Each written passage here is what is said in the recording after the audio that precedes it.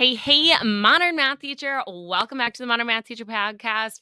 I'm your girl, Kristen, hosting here on the podcast. And if you've ever said, I would love to try project based learning, but where would I even start? Friend, this is the episode for you, okay? Because in today's episode, we're breaking down what is quite possibly my favorite thing in the world, project based learning. We're talking PBL lesson plan ideas that work in any secondary math class.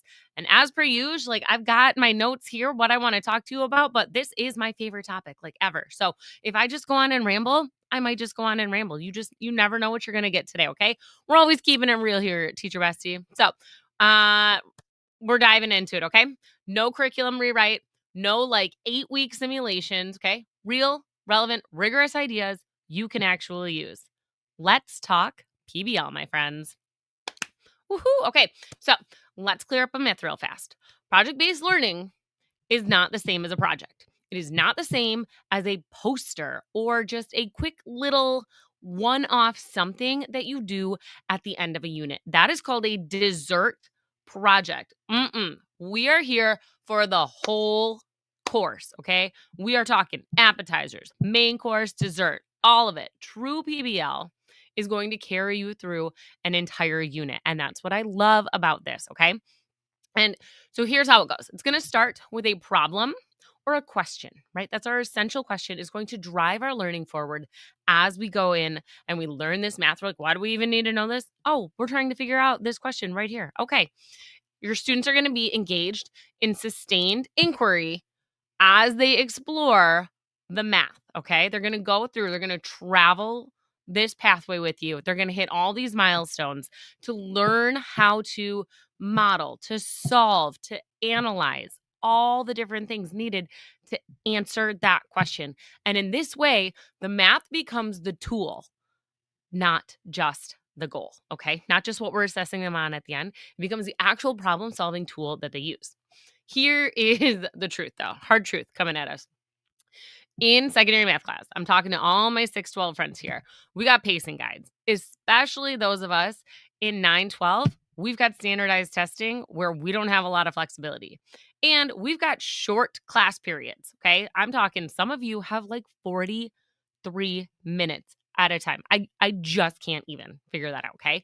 So we need PBL to be flexible to work within all the craziness we've got going on, okay? And that's why I love math project-based learning. You can fuse it right into what you're already teaching without derailing everything. And that's what I want to get you excited about, because it doesn't have to be 100% all in, all PBL all the time. I worked in a school like that. I loved that. And to be honest, not every math topic works well for PBL. So I love now that I get to balance out what I'm doing with my students, whether we're working on procedural skills, conceptual understanding, or real world applications. I can infuse PBL into the units where it makes sense. Okay.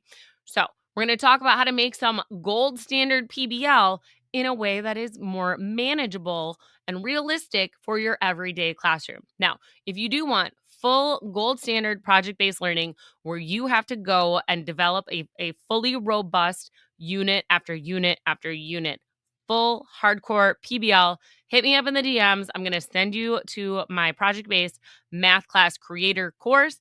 I teach you how to do it in 3 quick videos. It's great. You can send me your project plan, send it to me, and we'll go from there, okay? But for everybody else, stick with me through this episode, and we're going to talk about it. We're going to understand how we can use those gold standard elements like the sustained inquiry, the real world context, the launch, the student voice, and how that gives us something to aim for, and how we can sprinkle it in all throughout our unit, okay? So first up, we've got to create an essential question that is going to draw our students in. And we're going to kick this off with a unit launch event, okay? If you have been a listener for a while, you know that a launch activity is basically an anchor activity.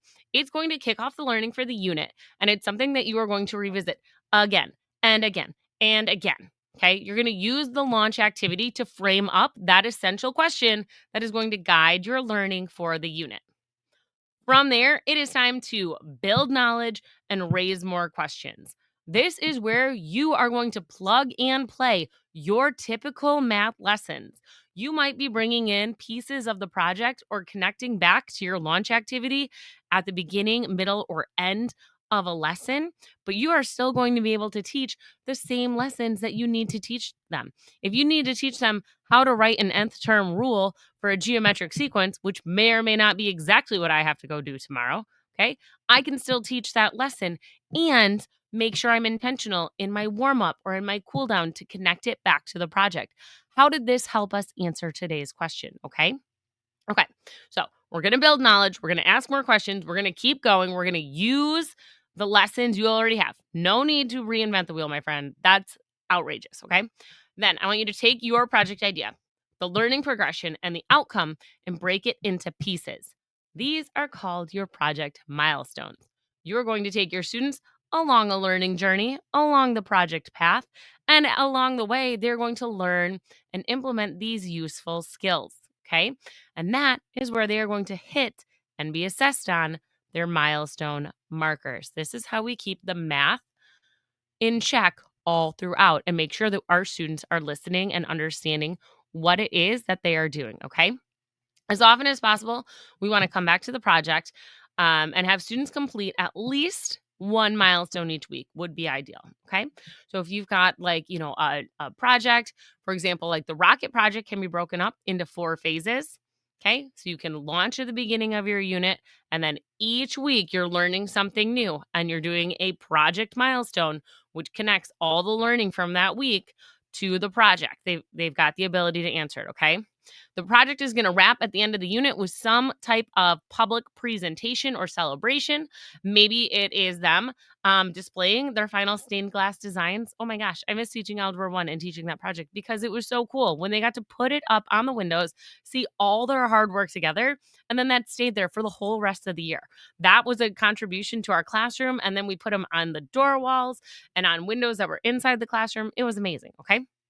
Um, or maybe they're sharing out their post-secondary plans with their classmates and telling us, like, I want to go to school to become this. Through this project, I decided I'm going to go to Michigan State, go green. And I know that if I get a starting salary of, $75,000, I'm going to be able to save this much and become a millionaire by this year. Okay.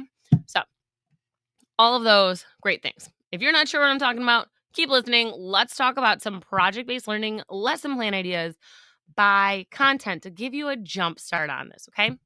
So, the actual PBL lesson ideas I would love to share with you that align with the topics that you already teach based on projects that have been wildly successful both in my classroom and fan favorites from teachers and students all throughout the US, okay? Are you ready for it? I've got a couple of them here for you. What did I put down 3. I've got 3 of them here for you. First up, the stained glass window project. I just mentioned it. It covers linear equations. Students create beautiful linear designs using slope intercept and standard form. Okay. They reflect, revise. I know. I revised my speak. There we go. Okay.